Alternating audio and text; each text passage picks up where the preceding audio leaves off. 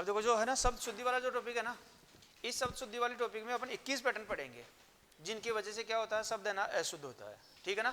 अब जब एग्जाम में तो आपका एक प्रश्न है ना, जैसे कि 4 प्रश्न है, 5 प्रश्न आपके आए हैं, एक तो संधि से आएगा, एक उपसर्ग और प्रत्यय में से एक आएगा, तीसरा हमने पढ़ लिया एक तो विलोम शब्द है, एक शब्द युगम है, और एक कौन सा वाला है आपका अनेकार्थी शब्द। इन 3 में से एक प्रश्न आने वाला है। ठीक है ना। अब जो चौथा जो प्रश्न आएगा आपका वो यहाँ से शुरू होता है। इसमें 2 टॉपिक दे रखे हैं, ये जो टॉपिक है शब्द शुद्धि है और एक वाक्य शुद्धि है। इन दोनों में से हमेशा एक प्रश्न वो आता है। ठीक है ना। एक पारिभाषिक शब्दावली उससे आएगा। अब ये जो शब्द शुद्धि है इसमें अपन 21 पैटर्न पढ़ेंगे कि जिनकी वजह से शब्द क्या होता है, सब अशुद्ध होता है। जैसे कि हम पढ़ेंगे शवरागमन है, यानी कि शवर की आवश्यकता नहीं है लेकिन आ गया। फिर व्यंजनागमन है, फिर शवरागमन है, शवर लोप है, व्यंजनागमन है, व्यंजन लोप है ना।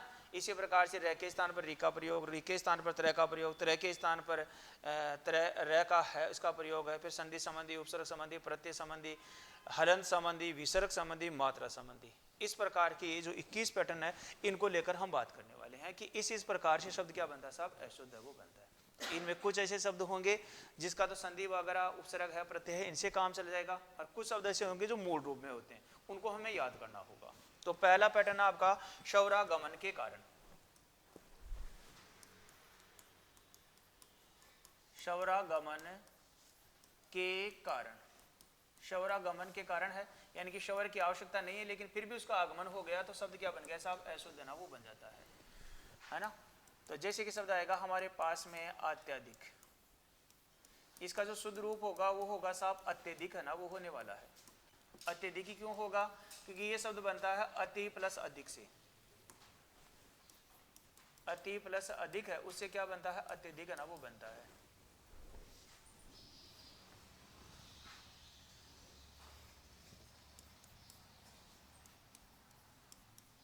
जैसे कि शब्द आ गया साहब प्रत्येक है, ये शब्द शुद्ध होगा वो होगा प्रत्येक है ना, वो इस रूप में होगा तो क्या हो जाएगा, सही हो जाएगा।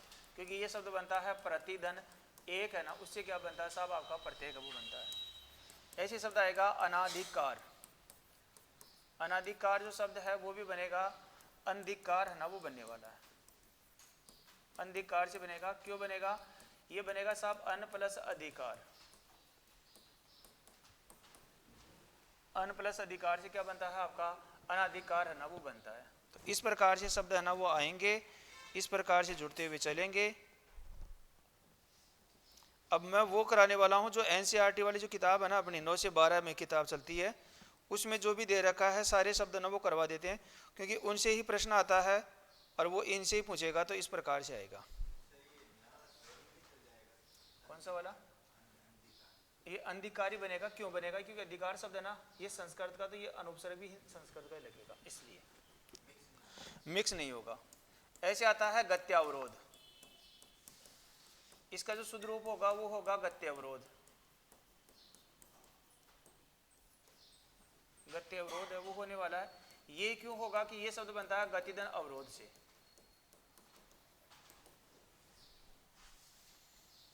ऐसे आता है दुरावस्था, तो ये बन जाएगा दुरावस्था है वो बनता है। इससे क्यों बनेगा, क्योंकि ये शब्द बनता है दुर्धन अवस्था से।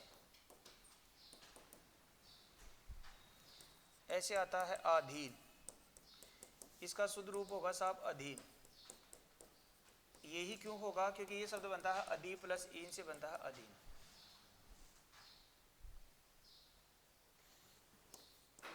ऐसे आता है अत्यधिक, अच्छा अत्यधिक तो हमने लिख दिया।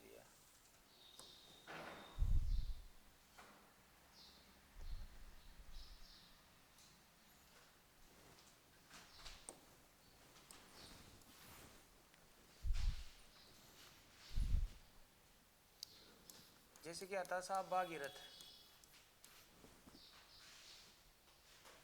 ये बनता है भगीरथ। इसी प्रकार से आता है द्वारिका, ये बनता है द्वारका। इसी प्रकार से आता है अहिल्या, ये होगा अहल्या।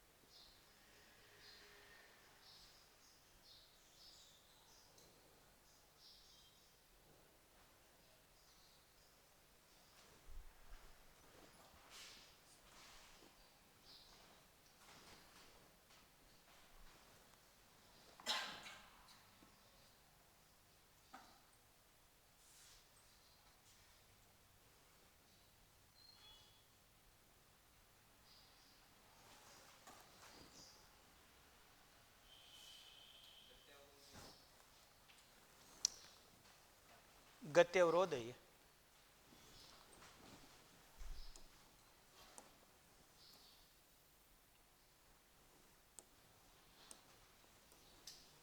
है गत्य अवरोध।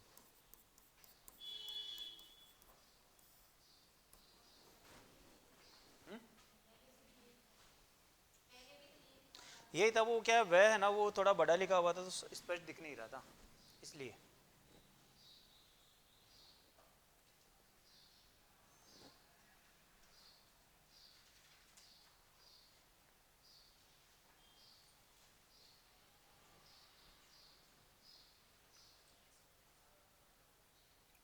लिखा देखो यहां पर आ रहा सौरागमन। ये जो सौरागमन है ये है क्या साहब, तो इसका मतलब होता है ये बना है शवर्धन आगम। आगमन, शवर का मतलब 11 शवर है, आगमन का मतलब क्या होता है साहब, आ जाना। यानी कि शवर की आवश्यकता नहीं है लेकिन फिर भी उसका प्रयोग हो गया। प्रयोग हो गया तो ये क्या बन गया साहब, वाक्य जो शब्द है ना वो अशुद्ध बन गया। एग्जाम में जो प्रश्न आएगा वो कैसे आएगा, पहले तो एग्जाम में जो प्रश्न आता था 4 ही शब्द आते थे साहब, है ना, 4 शब्द आ गए कि इनमें से बताओ कौन सा शब्द शुद्ध है कैसा अशुद्ध है। अब आरपीसी कुछ भी कर सकती है, कैसे कर सकती है, तो वो आजकल जो पेपर अगर कठिन बनाना हो तो वो क्या करते हैं, तो उसमें देता है साहब कि 3 शब्द है ना, 3 शब्द जैसे कि दे दिया साहब अशुद्धि अशुद्ध दे दिए, फिर 3 शब्द है ना वो एक पैटर्न में शुद्धि शुद्ध दे दिए, फिर एक में क्या करेगा एक अशुद्ध दे देगा, एक में क्या करेगा 2 अशुद्ध दे देगा, एक शुद्ध है वो देता हुआ चलेगा। अब वो क्या पूछेगा, फिर वो पूछता है कि ऐसा कौन सा विकल्प है जिसके सभी शब्द, ध्यान दीजिएगा, सभी शब्द अशुद्ध है या शुद्ध है, बस ये पूछता है जब कठिन बनाना हो तो। अब सभी शब्द आ जाए ना तो उसमें जैसे कि 3 आ गए, अब 3 आ गए तो वो तीनों या तो शुद्ध पूछेगा तो शुद्ध बताना है, अशुद्ध पूछेगा तो अशुद्ध बताना है। इसके लिए हमें क्या करना होगा, जो अपनी एनसीईआरटी वाली किताब है 9 से लेकर 12 में, एक तो चल रही है अभी वाली और एक चलती थी एनसीईआरटी वाली जो राजस्थान बोर्ड वाली जो किताब है वो पहले वाली चलती है। तो पहले वाली जो किताब है वो लगभग उससे ज़्यादातर जो क्वेश्चन है ना वो पहुँचते हैं। नई वाली में कुछ टॉपिक से उसमें से पूछा जा रहा है, पुरानी वाली है उसमें से कुछ ज़्यादा टॉपिक है वो उनमें से पूछा जा रहा है। तो जैसे कि अभी हमने पढ़ा ना ये विलोम शब्द का, जितने भी विलोम शब्द बन सकते थे उससे बाहर नहीं जाएगा, जो अपन ने कर लिया ना इससे बाहर नहीं जाएगा, उनको पढ़ के चले जाना आप, कोई सा भी एग्जाम देना क्योंकि उनसे बाहर होता भी नहीं है। ऐसे ही ये जो शब्द शुद्धि वाला जो 9 से लेकर 12 तक की जो किताब है उसमें जो दे रखे हैं तो वो सारे उदाहरण अपन बात कर लेते हैं। इससे फायदा ये होगा कि एक बार यहाँ समझ लोगे तो वो चीज़ें हैं थोड़ी सी याद हो जाएगी, और याद होने के बाद में थोड़ा सा इनको कैसे गलत हो रहे हैं किस किस प्रकार से हो रहा है ये 2 प्रकार से पढ़ सकते हैं। एक तो ऐसा पढ़ सकते हैं कि इसमें मैं 101 शब्द लिखा दूं आपको और 101 शब्द में लिखा दूं भाई ये इंपॉर्टेंट है, एक तो ये पैटर्न होता है, ठीक है। एक पैटर्न ये होता है कि भाई ये अशुद्ध है तो यहाँ पर किस किस प्रकार से हो रहा था, हम 21 पैटर्न पढ़ लेंगे तो हमें जब कोई भी शब्द आएगा तो 21 प्रकार से हम सोच पाएंगे कि यार क्या वो पैटर्न लग रहा है, क्या ये लग रहा है, क्या वो लग रहा है क्या। दूसरी बात है वो थोड़ा याद करना है, थोड़ा हमारे लिए आसान हो जाता है। तो यहाँ पर हम 21 पैटर्न इसीलिए पढ़ रहे हैं। तो यहाँ पर पहला आया शौरागमन, यानी कि 11 शवर है उसमें आगमन हो गया, आवश्यकता तो नहीं थी लेकिन फिर भी उनका आगमन हो गया। आगमन हो गया तो क्या बन गया साहब, अशुद्ध बन गया। जिसमें देखो पहला आया अत्यधिक है, ये गलत है, अत्यधिक है ना वही आपका सही है। अब ये सही क्यों है इसका मैं ब्रैकेट में तो किस किस से बन रहे हैं वो भी अपन बात कर रहे हैं। तो ये बन रहा है अति प्लस अधिक, ये अणसंधि हमने पढ़ा है उसमें हमने बात की भाई ई के बाद असमान स्वर तो ई के स्थान पर क्या हो जाता है, ये हो जाता है। तो ये क्या बनता है, अत्यधिक है ना वही बनता है। अब यहाँ पर ये अत्यधिक ही क्यों बना, अत्यधिक गलत क्यों हुआ, ये गलत इसलिए हुआ कि यहाँ पर अति तो उपसर्ग है और यहाँ पर क्या हो गया अधिक मूल शब्द है। अगर ये अधिक होता तो क्या बन जाता है, अत्यधिक बनता हो जाता, लेकिन यहाँ पर अधिक शब्द का कोई सार्थक अर्थ नहीं होता, इसलिए यहाँ पर शब्द क्या बनेगा साहब, ये अधिक ही होगा, और अधिक होगा तो ये क्या बनेगा, अत्यधिक बनेगा। अधिक का मतलब ज्यादा होता है, अति और लग गई तो और भी ज्यादा है वो क्या हो जाएगा, अत्यधिक हो गया। ऐसे है यहाँ पर आया है ये जो प्रत्येक है इसमें क्या आ रही है साहब, 2 मात्राएं आ रही है, और ये जो शब्द होगा ये सही होगा। अब यही क्यों होगा, क्योंकि प्रति प्लस एक है उससे बनता है। अब यहाँ पर अगर ये ऐक होता तब तो क्या बन जाता है, 2 मात्राओं वाला लग जाता, लेकिन यहाँ पर ऐक शब्द कोई होता नहीं है तो ये क्या बनेगा, एक बनेगा, है ना। तो इसका शुद्ध रूप क्या होगा आपका, अत्यधिक होने वाला है। ऐसे आया अनाधिकार है, इसका जो शुद्ध रूप बनता है साहब अंधिकार बनता है। अब यही क्यों बना, क्योंकि ये शब्द बना अन प्लस अधिकार से। हमने संस्कृत भाषा के 22 उपसर्ग हमने पढ़ा था, उसमें आया था ना अन, ठीक है ना। अब एक अन तो आता है संस्कृत भाषा के 22 उपसर्ग हमने पढ़ा, और एक अन है वो हमने पढ़ा है हिंदी भाषा के 22 उपसर्ग है उनमें भी अन है वो आता है, जिसमें अपन ने बात की थी अन बन, अनजान, अनहोनी, अन कही, अन देखी, अन सुनी, ऐसे आया था। अब यहाँ पर जो है ना ये अन संस्कृत वाला उपसर्ग प्रयोग होगा, ये नहीं होगा साहब। अब ये क्यों नहीं होगा? ये इसलिए नहीं होगा कि यहाँ पर अधिकार जो शब्द है ना ये संस्कृत का है, तो इधर जो उपसर्ग लगेगा ये भी किसका लगेगा? संस्कृत का लगेगा। अगर ये वाला लगता तब तो क्या बन जाता? अनधिकार बन जाता। भाई यहाँ पर अन ये है और यहाँ पर क्या आ गया? अधिकार है ना, ये मूल शब्द हो गया। इसका अन में अ और इधर वाला अ, ये मिलकर क्या हो जाता? अ हो जाता। लेकिन ये नहीं लग सकता क्योंकि इससे ये हिंदी का है, तो हिंदी के ही शब्दों में लगेगा। तो अब हिंदी के लगेगा तो ये तो संस्कृत का, तो इसलिए क्या बनेगा? ये संस्कृत का ये लगेगा। ये लगता तो इससे बनने वाले जो उदाहरण होते हैं अन बन, अनजान, अनहोनी, अनकही, अनदेखी, अनसुनी, अनबोली, ऐसे उदाहरण है वो बनते। समझ में आ गया? आगे है यहाँ पर गत्यावरोध दे रखा है, ये गत्यावरोध जो है वो सही होगा। यही सही क्यों होगा? यहाँ पर मूल ये क्या है? गति है, अवरोध है। यहाँ पर यण संधि से क्या बन गया साहब? आपका गत्यावरोध है वो बनता है। यहाँ अवरोध होता तब तो क्या बन जाता? अवरोध, ये गत्यावरोध बन जाता। लेकिन यहाँ पर अवरोध होगा। अवरोध शब्द का ही अर्थ होता है, अवरोध का मतलब होता है बाधा, और गति का मतलब हो गया चाल। चाल में जब गति चाल है उसमें क्या आ जाए साहब? बाधा आ जाए तो वो क्या कहलाएगा? गत्यावरोध कहलाएगा, गत्यावरोध नहीं कहलाएगा। इसलिए यहाँ पर क्या होगा? इसका शुद्ध रूप है ना वो यही होने वाला है। ऐसे यहाँ पर है साहब दुरावस्था है, ये गलत है, दुरावस्था है यही सही है। अब यही सही क्यों है? क्योंकि ये दुर्धन अवस्था है उससे बनता है। हमने यण संधि पढ़ी थी उस समय अपन ने एक देखा था कि दू है प्लस अवस्था। यहाँ पर देखो दू है प्लस अवस्था है ना, इसका संधि विच्छेद यण संधि से भी बनता है ये शब्द। विसर्ग संधि का दूसरा नियम हमने पढ़ा था कि पदांत अ को छोड़कर किसी भी स्वर के बाद विसर्ग हो और विसर्ग के बाद सहघोष व्यंजन हो तो विसर्ग के स्थान पर क्या हो जाता है? र हो जाता है। पढ़ा था हमने। तो अब यहाँ पर दो तो ऐसा का है, अब ये र में ए में ये क्या बनेगा? आपका दुरावस्था बनेगा। तो संधि से बनता है तब भी क्या बनता है? दुरावस्था ही बनता है। एक हमने पढ़ा था उपसर्ग दूर दुस ने से, तो दूर उपसर्ग आता है उसमें रह क्या आता है? हल्यंत आता है। अब दूर में रह में ए मिल जाएगा तो ये दूर तो बनेगा। ये दूरा तो कब बनता? जब ये रह पूरा होता। तो इस रह का ए और अवस्था का ए ये दोनों मिलकर क्या होते? आ होते। तो नहीं तो ये संधि से दूर में रह पूरा हो रहा है और नहीं ये उपसर्ग है उससे, तो उपसर्ग में भी रह हल्यंत आता है, संधि में विसर्ग के स्थान पर रह होगा तो ये भी क्या बनेगा? आपका दुरावस्था ही बनेगा, दुरावस्था नहीं बनेगा। इसी प्रकार से आता साहब यह आ गया अधीन है, ये बनता है अधीन है, यही सही हुआ। अब यही सही क्यों हुआ? ये शब्द बनता है अधि प्लस इन से। अधि प्लस इन से क्या बनता है? अधीन बनता है। अब यहाँ पर अधि उपसर्ग है और यहाँ पर इन लग गया, इससे क्या बन गया? अधीन बन गया। अधि का ई और इन का ई और ई मिलकर क्या हो गया साहब? दीर्घ ई हो गया। तो ये क्या बना? अधीन बना। अब ये अधीन तो कब होता? जब यहाँ पर आदि होता, आदि उपसर्ग नहीं होता, अधि उपसर्ग होता है, इसलिए यहाँ पर क्या आएगा? अधि आएगा। ये अधीन है वही बनने वाला है। ये तो हो गए साहब कुछ शब्द है जिसमें संधि है, उपसर्ग है, प्रत्यय है, कुछ भी लगाकर हमने क्या कर लिया साहब? इनको जो सही है वो अपन कर लेते हैं। अब एग्जामिनर पूछता है कुछ ऐसे शब्द हैं साहब जो मूल रूप में होते हैं और उनको याद करना ही होता है। समझ में आ गया? और इनसे ही प्रश्न आजकल पूछ रहा है वो, क्योंकि इनमें तो संधि वगैरह जब पढ़ लेते हैं तो या उपसर्ग लगा कर कैसे जैसे भी है ना ऑप्शन कट जाते हैं। लेकिन ये कुछ ऐसे शब्द हैं साहब जो मूल हैं। अब मूल है तो इनको याद रखना ही होता है। तो यहाँ पर भागीरथ नहीं होता साहब, भगीरथ है ना वो सही शब्द होता है। इसी प्रकार से द्वारिका नहीं होता है, द्वारका होता है। इसी प्रकार से अहिल्या नहीं होता है, अहल्या होता है। समझ में आ गया? ऐसे देखो यहाँ पर एक शब्द है ना, ये प्रदर्शनी नहीं होता है, प्रदर्शनी होता है। अब एक आगे और शब्द आएगा इससे मिलता जुलता आएगा, वो आएगा प्रियदर्शनी, जो कि आगे वाले जो उदाहरण है उनमें हम पढ़ेंगे। अगर प्रियदर्शनी आएगा तब तो ये शुद्ध होगा, प्रियदर्शनी में तो ये सही होगा। और प्रदर्शनी होगा तब ये क्या होगा? ये होगा। अब यही क्यों होगा? क्योंकि ये शब्द बनता है प्र प्लस दर्शन, प्र प्लस दर्शन प्लस ई से क्या बनता है? प्रदर्शनी है वो बनता है। तो यहाँ पर ये क्या बनेगा आपका? प्रदर्शनी है ना वही बनता है आपका, है ना, प्रदर्शनी है यही बनता है, प्रदर्शनी है वो नहीं बनेगा। समझ में आ गया? तो इस प्रकार से अब देखो इनको वैसे भी याद रखा जा सकता है, थोड़ा सा ऐसे याद रखा जा सकता है कि भागीरथ था साहब, है ना, भागीरथ था, वो कहाँ पर गया? द्वारिका में गया। उसने क्या देखा? अहिल्या देखा। अहिल्या का उसने क्या देखा साहब? अहिल्या कोई भी नृत्य करती उसका क्या देखा? उन्होंने प्रदर्शन देखा। तो इस प्रकार से थोड़ा सा याद रखा जा सकता है। वैसे ये याद रखना ही है आपको। तो अहिल्या, भागीरथ नहीं होता, भगीरथ होता है।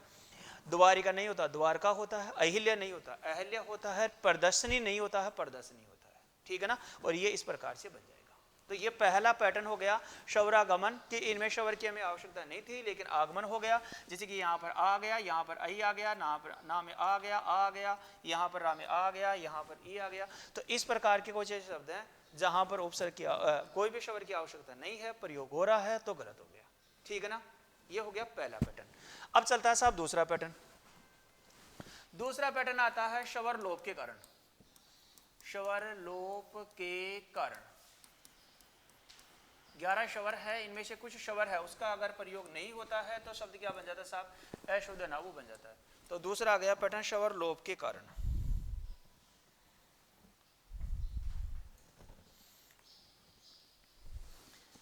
जैसे आता है साहब आखिरी, तो इसका शुद्ध रूप होता है आखिरी। ऐसे आता है कुटुंब, तो ये बनता है कुटुंब। इसी प्रकार से आता है स्वास्थ्य, ये बनता है स्वास्थ्य। ये क्यों बनेगा, क्योंकि यहाँ पर मूल शब्द स्वस्थ है और ये प्रत्यय लगाने से क्या बन जाएगा, स्वास्थ्य। ऐसे आता है मैथिली, इसका शुद्ध रूप होता है साहब मैथिली। मैथिली क्यों होगा, क्योंकि मूल शब्द है मिथिला और यहाँ पर लग गया ई प्रत्यय, इससे बन जाएगा मैथिली। ऐसे आता है महात्म्य, ये बनता है महात्म्य। ऐसे क्यों बनेगा, यहाँ पर मूल शब्द है महात्मा और यहाँ पर क्या लग गया, यह प्रत्यय लग गया, महात्म्य बन गया।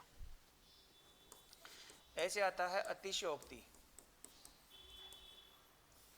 इसका शुद्ध रूप होगा अतिशयोक्ति।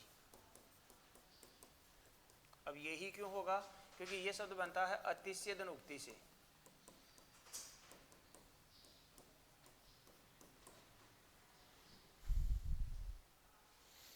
इसी प्रकार से होता है आगामी, तो ये बन जाएगा साहब आगामी।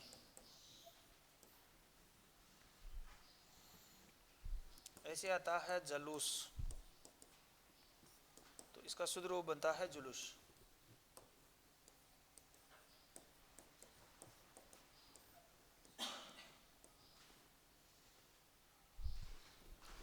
ऐसे आता है विपन्नावस्था,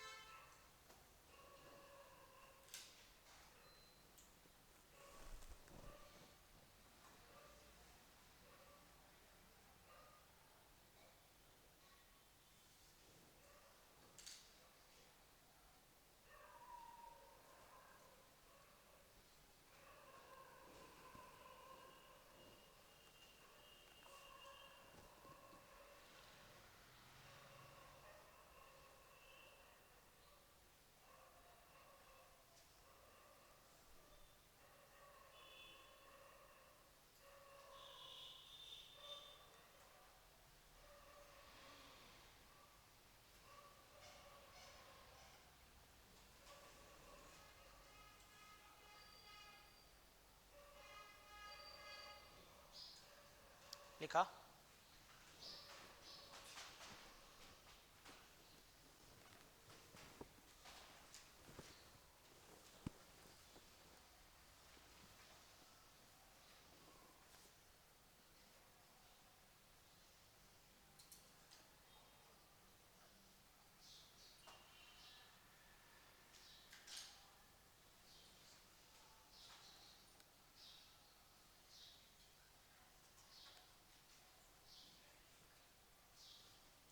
देखो यहाँ पर है साहब, ये वाला जो पैटर्न है ये आया साहब हमारा, दूसरा पैटर्न आया शवर लोप के कारण, यानी कि शवर की आवश्यकता है लेकिन शवर का प्रयोग नहीं हुआ तो क्या बन गया, अशुद्ध बन गया। जैसे कि आता है आखिरी, आखिरी नहीं होता है, आखिरी होता है ना, आखिरी जो शब्द है ना वो होता है। ऐसे कुटुंब नहीं होता है, कुटुंब होता है, कुटुंब जो शब्द है वो होता है। इसी प्रकार से स्वस्ति नहीं होता है, स्वास्थ्य होता है। यहाँ पर स्वस्थ मूल शब्द है, ये प्रत्यय लग गया। जो हमने पढ़ा था ना 7 प्रत्यय, कौन कौन से वाले प्रत्यय, तो हमने पढ़ा था साहब की अ है, ई है, ई है ना, इसके बाद में क्या है, एक है, यह है, अय है और आयन है। ये जो 7 प्रत्यय हैं साहब, इनका जब भी किसी शब्द पे प्रयोग होगा तो शब्द के प्रारंभ में कुछ होगा, क्या होगा साहब, बदलाव होने वाला है।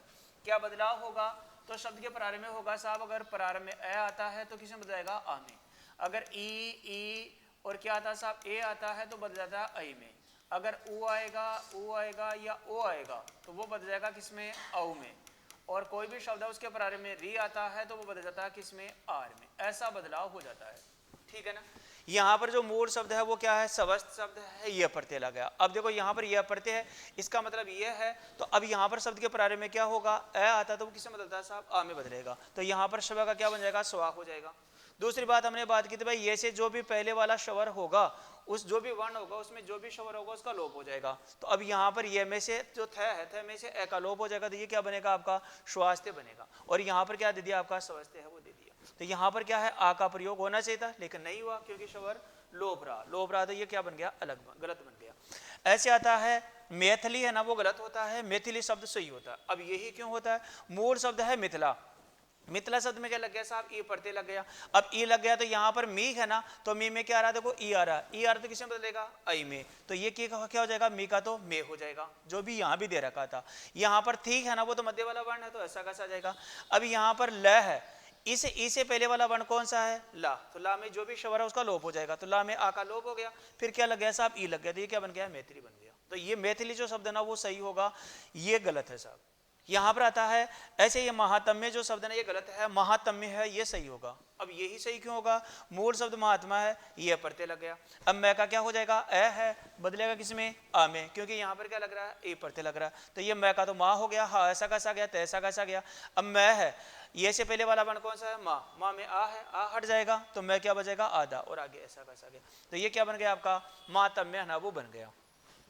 आगे हम बात करें, अतिशयोक्ति जो शब्द है ना ये गलत है, और ज्यादातर लिखा हुआ भी आपको यही मिलेगा, जबकि ये गलत है, ये सही होगा। यही गलत सही क्यों होगा, क्योंकि ये जो मूल शब्द है ना वो अतिशय है, उसके बाद में क्या आता है, उक्ति आता है। और गुण संधि हमने पढ़ी थी ना कि एक ए या आ के बाद में उ या उ हो तो वो किससे बदल जाएगा, ओ में बदल जाता है। तो ये क्या बनता है, अतिशयोक्ति है ना वो बनेगा ऐसे। तो अतिशयोक्ति में क्या आता है, श पूरा आता है, क्योंकि ये मूल शब्द अतिशय है, इसमें उक्ति लगता है, गुण संधि हुई और ये क्या बन गया, अतिशयोक्ति बन गया। यहाँ पर जो श है, श में अ आना चाहिए था, नहीं प्रयोग हो गया, तो ये क्या हो गया, गलत हो गया। ऐसे आता है आगामी नहीं होता है, आगामी होता है। आगामी जो शब्द है ना वो होने वाला है, तो यहाँ पर आता है ये आ धन गाम धन प्लस इसे क्या बनता है, आगामी है वो बनता है। इसी प्रकार से देखो जुलूस नहीं होता है, जुलूस होता है, तो जुलूस शब्द है ना वो सही होगा। इसी प्रकार से यहाँ पर विपनावस्था है, ये गलत है, विपनावस्था है ये होगा। यही क्यों होगा, क्योंकि इसमें मूल शब्द है विपन है, और यहाँ पर क्या गया, अवस्था गया। अब विपन में अ था और अवस्था का अ था, अ और अ मिलकर क्या हो गया, आ हो गया। विपन का मतलब कमजोर, अवस्था का मतलब स्थिति, कमजोर स्थिति का होना क्या कहलाएगा, विपनावस्था कहलाएगा। जबकि यहाँ पर क्या दे रखा था, विपन अवस्था दे रखा, तो गलत हो गया। ऐसे आया है यहाँ पर आप्लावित है, आप्लावित है वो गलत है, आप्लावित है वो सही होगा। अब यही सही क्यों होगा, क्योंकि ये शब्द बनता है आ धन पलाव, आ धन पलाव धन इत से क्या बनता है, आप्लावित है वो बनता है। तो यहाँ पर आ गया, फिर पलाव आ गया, अब यहाँ पर ए लग गया तो ये वी हो गया, और इत ऐसा कैसा गया, तो ये क्या बनता है, आप्लावित बनता है। यहाँ पर क्या दे दिया गया, आप्लावित है वो दे दिया गया, तो गलत हो गया। इसी प्रकार से युधिष्ठिर है ना, युधिष्ठिर नहीं होता, युधिष्ठिर होता है। ये जो शब्द बनता है ये बनता है युधि प्लस स्थिर से, युधि प्लस स्थिर से क्या बनता है साहब, युधिष्ठिर बनता है ना। तो यहाँ पर जो हमने व्यंजन संधि पढ़ी थी ना, व्यंजन संधि में अपना एक नियम आया था कि पदांत ए आ को छोड़कर किसी भी स्वर के बाद में दंत्य सकार हो तो वो मूर्धन्य सकार में बदल जाएगा। अभिषेक वाले उदाहरण है, सुषमा है, सुशोभित है, वो उदाहरण लिखाई थे ना, वो वाला जो नियम है वो यहाँ पर ये लगता है। अभी यहाँ पर दो चीजें बदलाव हो रही है, एक तो ये जो श होता है ना ये इस श में बदल जाता है, और ये जो थ होता है ना वो ठ में बदल जाता है। तो इस प्रकार से यहाँ पर दो बदलाव हो रहा है, तो ये युधिष्ठिर से शब्द है ना वो बनता है। तो यहाँ पर ये क्या दे दिया गया, युधिष्ठिर दे रहा, जबकि स्थिर आता है तो स्थिर में ई आता तो यहाँ पर इसका प्रयोग होना चाहिए था, लेकिन प्रयोग नहीं हुआ तो गलत हो गया। तो यहाँ पर ये आ गया, दूसरा पैटर्न आ गया साहब कि अगर कोई भी शब्द है उसमें शवर का प्रयोग होना चाहिए था, प्रयोग नहीं हो रहा है, लोप रहा तो ये क्या बन गया, अशुद्ध नगु बन गया। ठीक है, तो यहाँ पर क्या हो जाएगा, आखिरी होगा, कुटुंब होगा, स्वास्थ्य होगा, मैथिली होगा, मातम्य होगा, अतिशोक्ति होगा, आगामी होगा, जुलूस होगा, विपन्नावस्था होगा, अपलावित होगा और युधिष्ठिर होगा। ठीक है, कौन सा, स्थिर मूल शब्द है, यहाँ पर संधि हुई है, युधि प्लस स्थिर से युधिष्ठिर बंधा, संधि हुई है, यहाँ व्यंजन संधि है? हाँ, स्थिर तो मूल शब्द ही है, ये तो मूल शब्द ही है, व्यंजन संधि है ना, व्यंजन संधि से इसमें ये बदलाव हो रहा है, तो इसका संधि विच्छेद, युधिष्ठिर का संधि विच्छेद ऐसे होता है, युधि प्लस स्थिर से युधिष्ठिर है वो बनता है। ठीक है, चलो साहब, अब इसका जो तीसरा पैटर्न है, वो है साहब व्यंजनागमन के कारण, व्यंजनागमन के कारण, व्यंजनागमन के कारण है, वो भी क्या बनता है साहब, शब्द है ना वो बनता है साहब। तो व्यंजन की आवश्यकता नहीं हो लेकिन इसका व्यंजन का आगमन हो जाए तो भी शब्द क्या बन जाता है,